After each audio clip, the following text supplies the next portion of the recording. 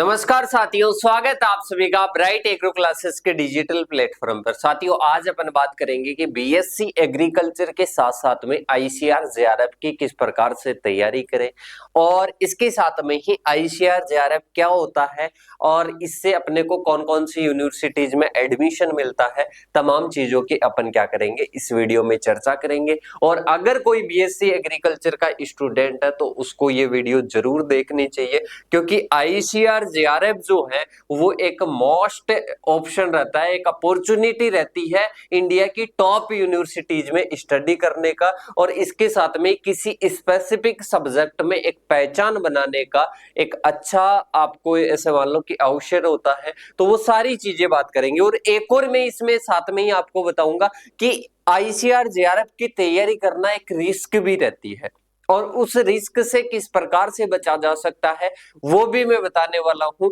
तो इस वीडियो को एंड तक देखना। और अगर इसी प्रकार की वीडियोज आपको कंप्लीट देखनी है तो ऑल एग्रीकल्चर एग्जाम्स की इंफॉर्मेशन से रिलेटेड एक अपने प्लेलिस्ट बनी हुई है ब्राइट एग्रो क्लासेस के यूट्यूब चैनल पर, उसको कंप्लीट को देखना। वहां पर आपको काफी इंफॉर्मेशन मिलने वाली है। और डब्ल्यू की तैयारी, आईबीपीएस, एएफओ की, प्री पीजी की, सीयूटी पीजी की, इनकी तैयारी किस प्रकार से आप कर सकते हो, सारी कंप्लीट गाइडलाइन की जो अपने गाइडेंस की जो वीडियोज है वो आपको अवेलेबल हो जाएगी।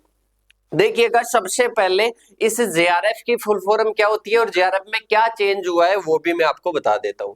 देखिएगा, जेआरएफ की फुल फॉर्म वैसे होती है जूनियर रिसर्च फेलोशिप, सही है। और आईसीआर ये एग्जाम लेता है।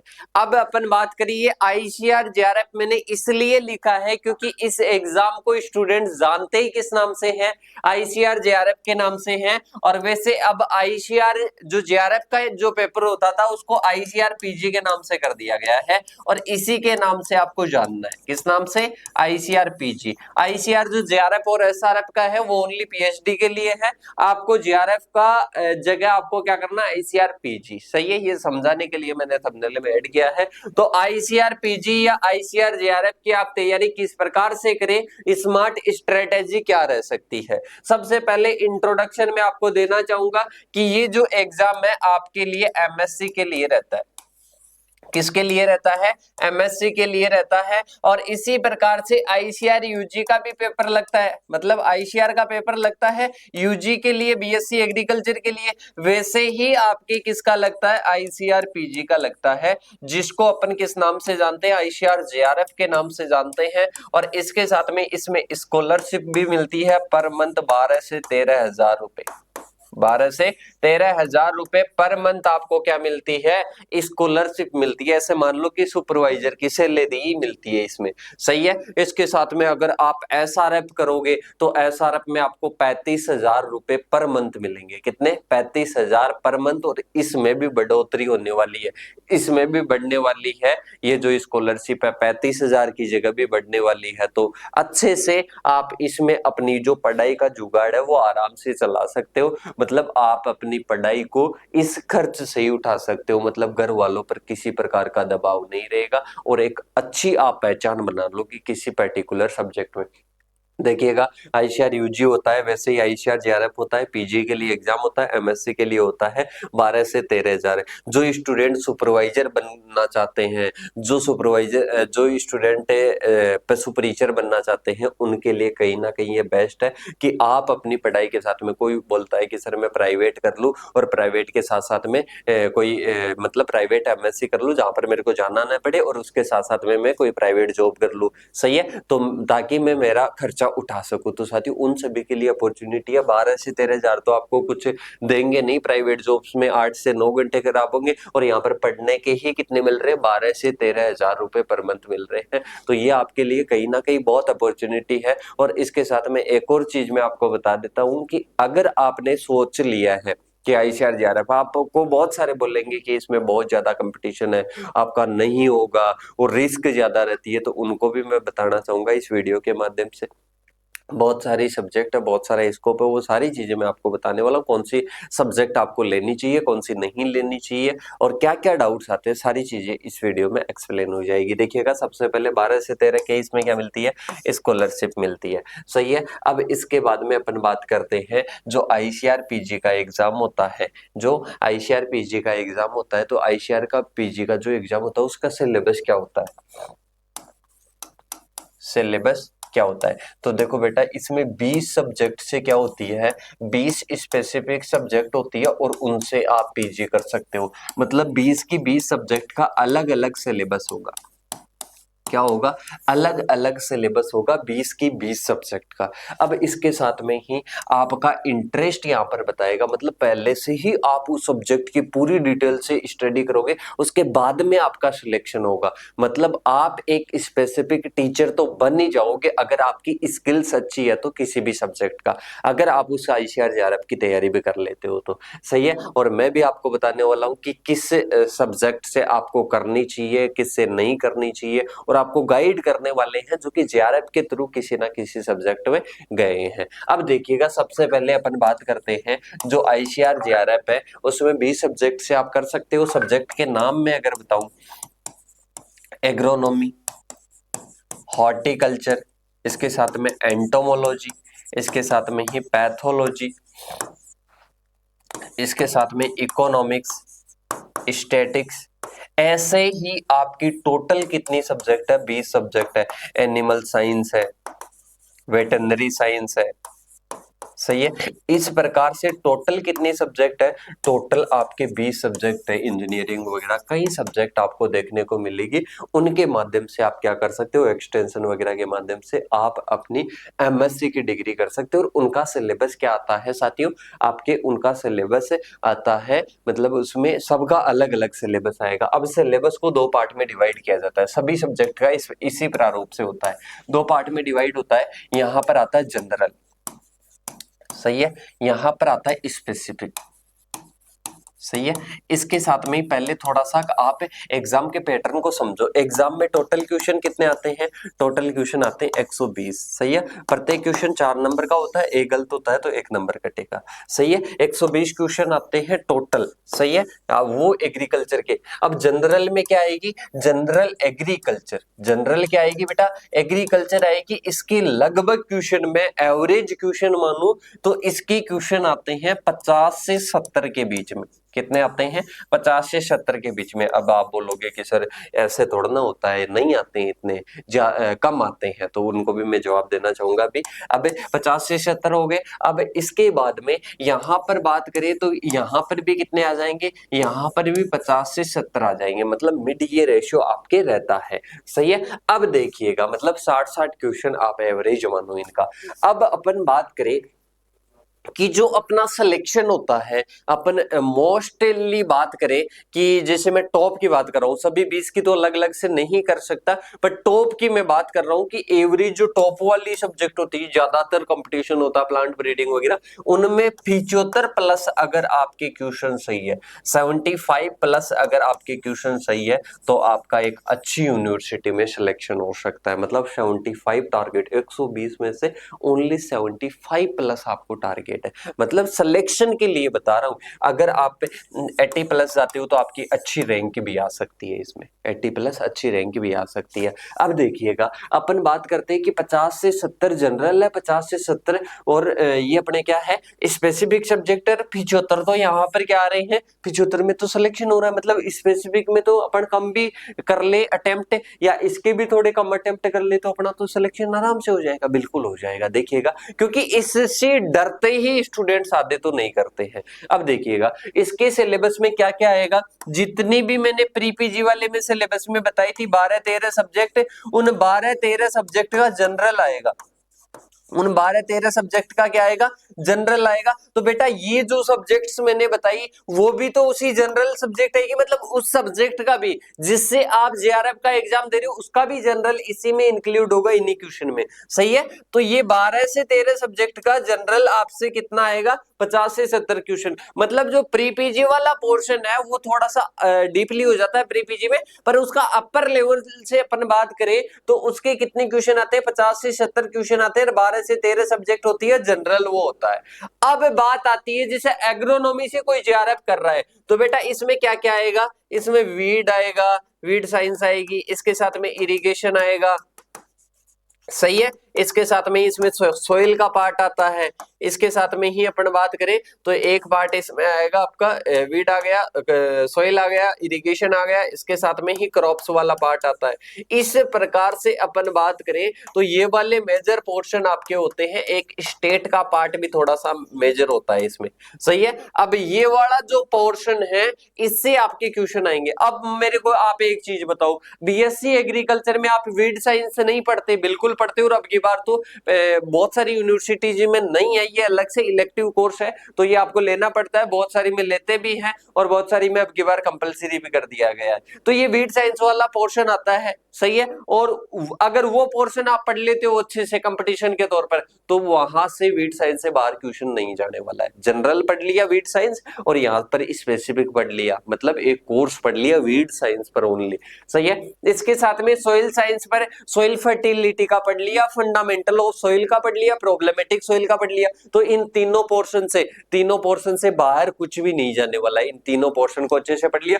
इसके बाद में स्टैटिक्स का जो अपने सेकंड ईयर के फर्स्ट सेमेस्टर में जो कोर्स होता है वो पढ़ लिया, तो स्टैटिक्स का क्वेश्चन बाहर नहीं जाने वाला है। इसके बाद में इरिगेशन के पोर्शन अपने इंजीनियरिंग में आते हैं, तो अगर वो पोर्शन पढ़ लिया तो बाहर से क्वेश्चन नहीं आने वाला है। इसके साथ में क्रॉप्स, खरीफ क्रॉप्स अलग से आती है, रबी क्रॉप्स अलग से आती है, अगर वो आपने पढ़ ली तो ये पोर्शन नहीं आने वाला है। मतलब ये 50 से 70 क्वेश्चन का अपन पूरी बीएससी एग्रीकल्चर में पढ़ते हैं, पर वहां पर ये सिर है ना अपना काम ही नहीं करता, माथा तो काम ही नहीं करता, उस टाइम कोई बताने वाला नहीं होता है कि ये 50 से 70 क्वेश्चन यहाँ से आने वाला है। अगर एग्रोनॉमी से आप कर रहे हो तो एग्रोनॉमी के पोर्शन पढ़ने पड़ेंगे, अगर आप हॉर्टिकल्चर के पढ़ रहे हो तो हॉर्टिकल्चर के पढ़ने पड़ेंगे। वहां पर हॉर्टिकल्चर में क्या, फ्लावर्स वाली, सब्जियों वाली और फंडामेंटल वाली सब्जेक्ट्स पढ़नी होगी, सही है, और जनरल पढ़ना होगा।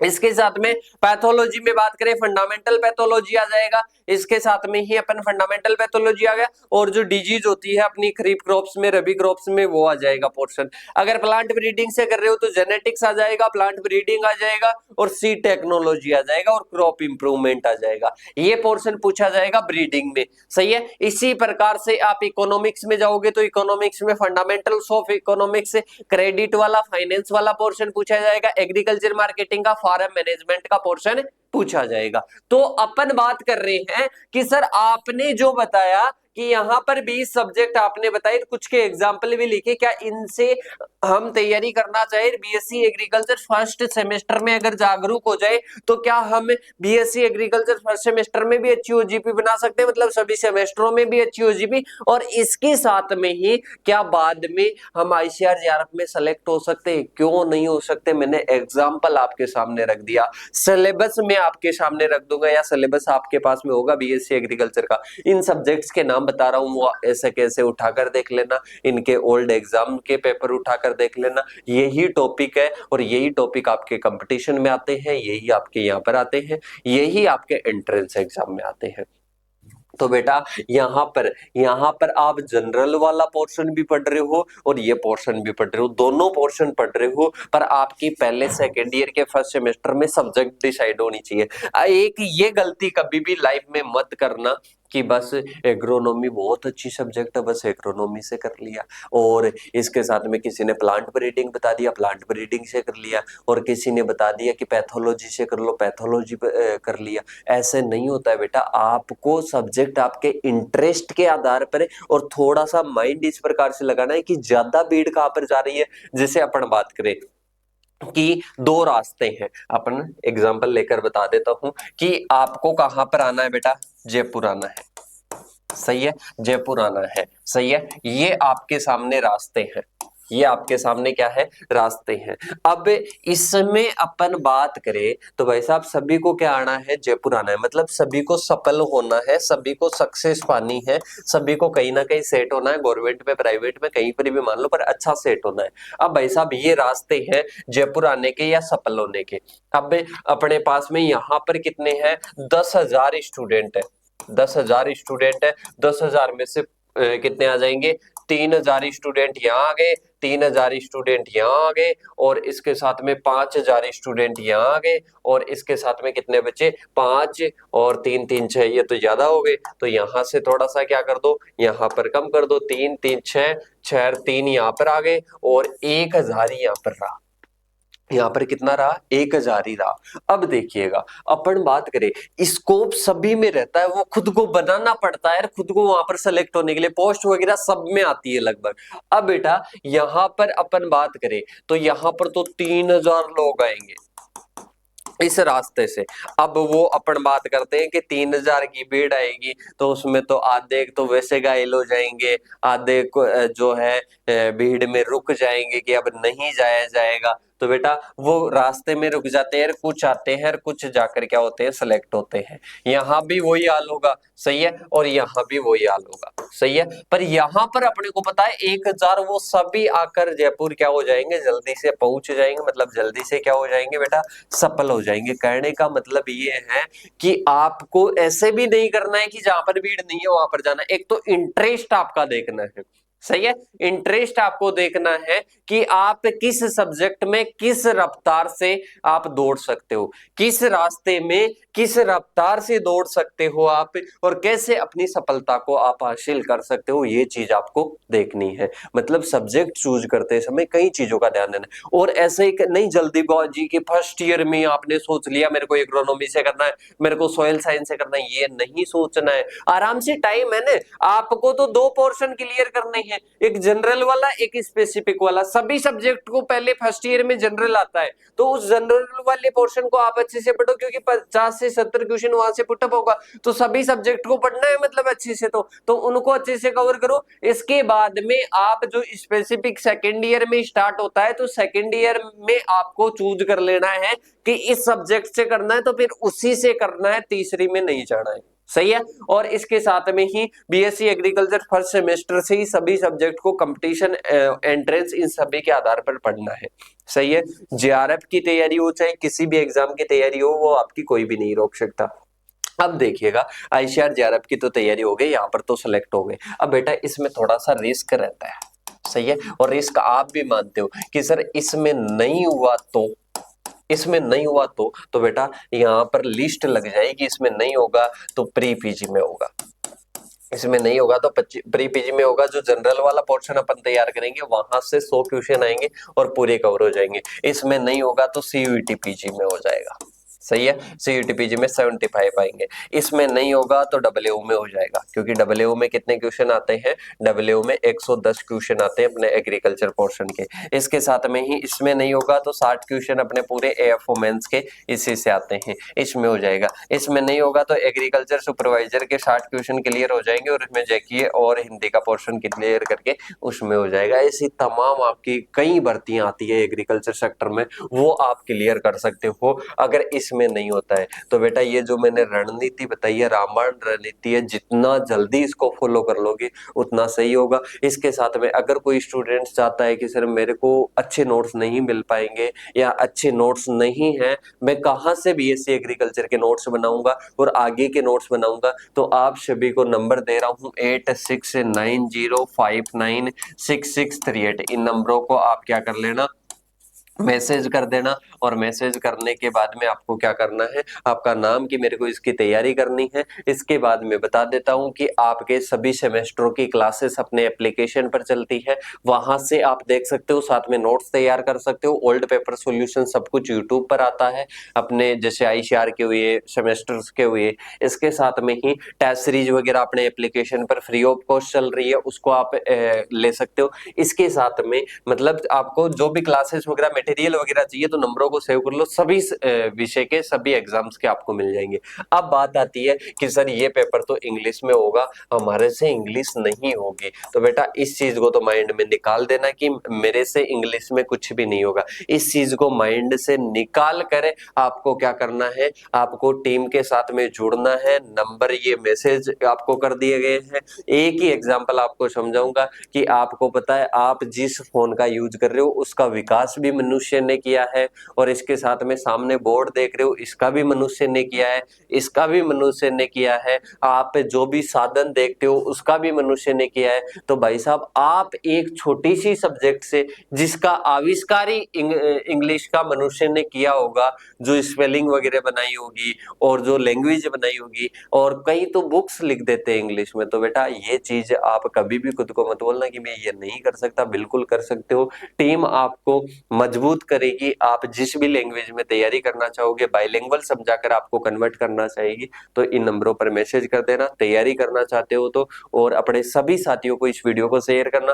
फर्स्ट बार वीडियो को देख रहे हो, चैनल को सब्सक्राइब करके बेल आइकन को प्रेस कर लेना, और वीडियो को सभी साथियों को एक बार शेयर कर देना। और अगर वीडियो अच्छी लगी है तो एक प्यारा सा कमेंट करना कि सर हाँ हमारी को समझ में आ गया, हम आईसीआर पीजी की तैयारी करेंगे और साथ में ये एग्जाम भी हम क्या करने वाले हैं, क्लियर करने वाले हैं। तो मिलते हैं नेक्स्ट सेशन में, तब तक के लिए जय हिंद जय भारत साथियों।